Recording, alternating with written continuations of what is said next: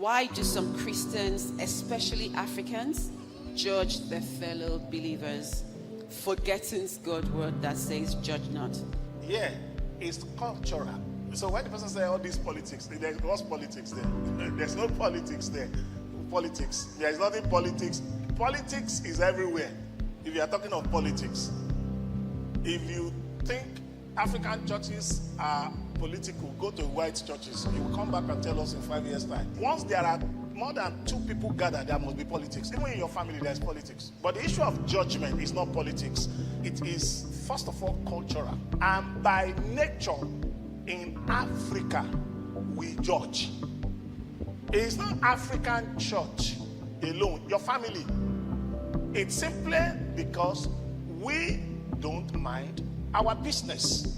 In fact, the truth of the matter is that we mind our business, but you are our business. Yeah, you are our business. See, one thing you need to understand is the culture of people. You know, on the street of London here, in a majority white street, if they are robbing you, people can be passing. It can't happen in Lagos. Being involved in your business is cultural and is a sign of care and love. It could be a sign of busybody. In our own culture, they said it takes one person to give birth to a child, but it takes a whole village to raise the child. Part of the culture of Africa is to meddle. Until you now tell them to shut up, don't meddle with my case again, then they will leave you. Judgment simply means to say somebody who is in the wrong should not be shown the mercy of God. That's the meaning of judgment. To judge is to say somebody is written off the mercy of God. And the Bible forbids you from doing it.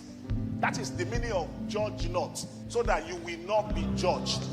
For with what measure you judge other, you also will be judged. What he's saying is that once you say somebody is not qualified for mercy of God because they did wrong, he's saying the day you do wrong, you will not be qualified for the mercy of God. So it's not because of the person, it's because of you, so that you don't fall under divine judgment. I'm not as afraid of people judging me as long as I'm not guilty of what they are judging me about.